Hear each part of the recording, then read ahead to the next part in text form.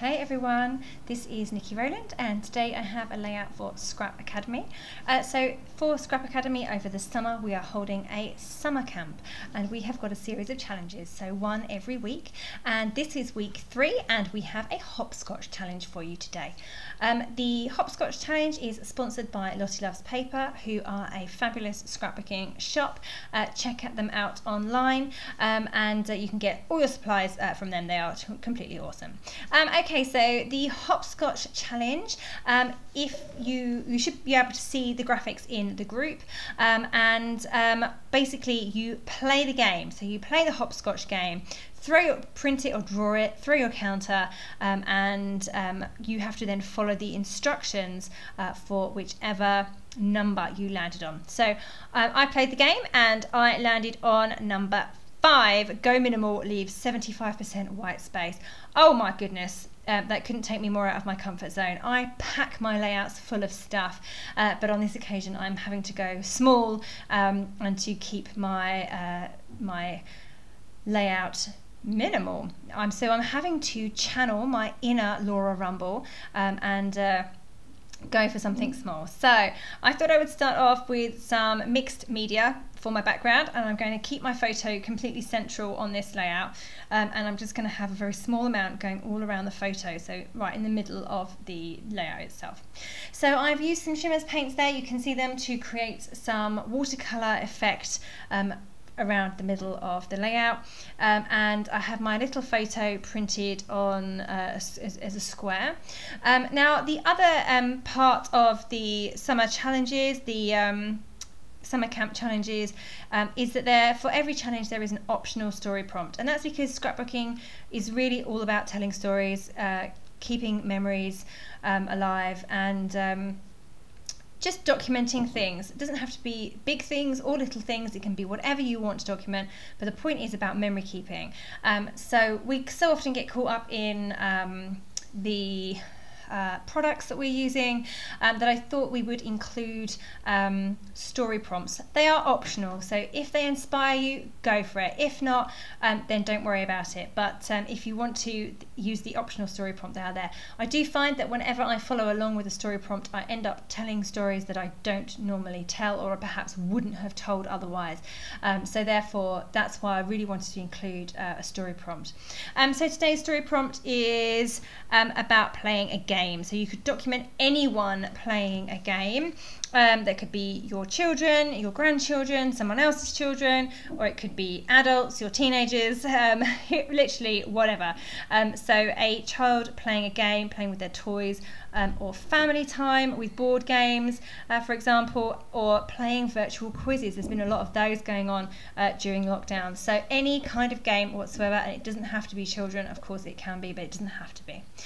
So my layout today is about my little boy who is riding his new favourite toy. So he has this little car that's quite new, it cost me like 15 quid on Amazon, and it's the biggest hit ever. He absolutely loves it. It's just his favourite thing to do. So I thought I would scrapbook that today. So he's not playing a game effectively, but he is playing. He's pretending to be grown up and driving a car. And he's only 2, or he's not even 2 yet. Okay, so I'm keeping my design really minimal, so I have my photo, I'm keeping everything as small and tucked in behind my photo. I really liked the idea of using some circles on this layout, so I've cut out some circles using my Big Shot out of a pattern paper. So you can see I have some open circles going on there. They've just been done with 2 nesting circle dies on my Big Shot, and that's how I created those circles. I could of course cut them on my silhouette as well, that would be just as easy, but actually I think just for something quick like that, it was just easier to grab the Big Shot and run them through, rather than open up the computer, sort out the software, get them cut, loaded, the mat loaded, etc. I think on this occasion, just running it straight through the Big Shot that was sat behind me was was the best option. So I'm using the Dear Lizzy collection here and now. It's full of bright, fun, summery colours, and I've just pulled out all the bits that I can use that are fairly small. I can tuck around each other. I've cut some circles using a circle punch from a paper with cactuses on. Or is it cacti? I never know. I just don't think cacti sounds right. I think officially that might be the correct plural, but cacti doesn't sound right to me. So cactuses it is. I have just, as I say, punched out with my circle punch a few of those cactuses, just so that they're basically in the middle of the circles. You know, the paper with the cactuses on has got other stuff going on in the background too, but I just thought I would punch a few circles that way. So I have done that, and that brings in the circle elements from the open circles that I've got going on too. And I just put out some flowers, some pretty bright flowers, and I've tucked those around, mostly behind circles. So I have this kind of layering thing going on. Yeah, so I've got like a flower and a cactus in a circle, etc., and they will give me somewhere to build on. Some I might just leave as they are, but some I might build on and build up to create kind of mini clusters, because I can't have any big clusters on this layout because I have to include 75% white space. I'm making this layout, I'm thinking I just want to fill the page more, I want to spread out towards some of the edges, but 75% white space, wow, that's tough. So I'm going to have to really keep things tiny and small and all clustered together. So one big cluster on its own, no others. Okay, so I've just added my title, which is Stay Cool. That is just a sticker from the sticker sheet.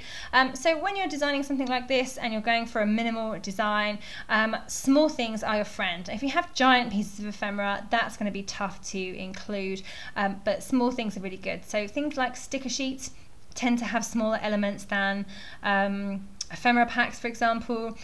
You can use small kind of Bramble Fox perspectives, the little ones which I'm using now. I've just got that little green leaf that I'm just trying to tuck in somewhere, and I've put some clouds on as well.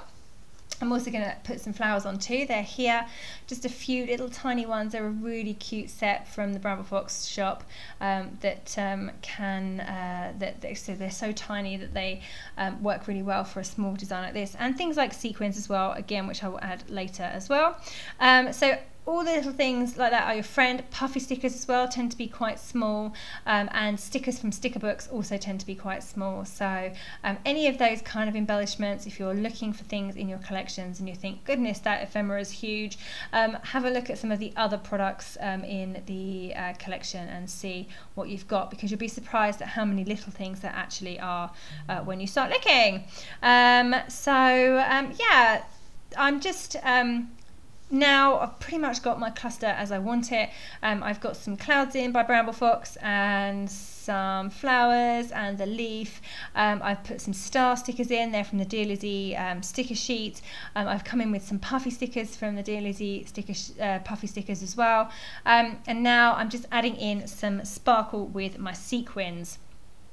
So they are Spiegelmom Scraps, and I'm just putting out a few in the right colours and sprinkling them. Now with sequins I have a habit of like scattering them all over the layout to make them have like a starburst type effect, or have like a diagonal line or a vertical line, but I really have to contain myself, and restrain myself even, and make everything stay small and close together, so that I don't go over my 25% of the layout, or 75% white space.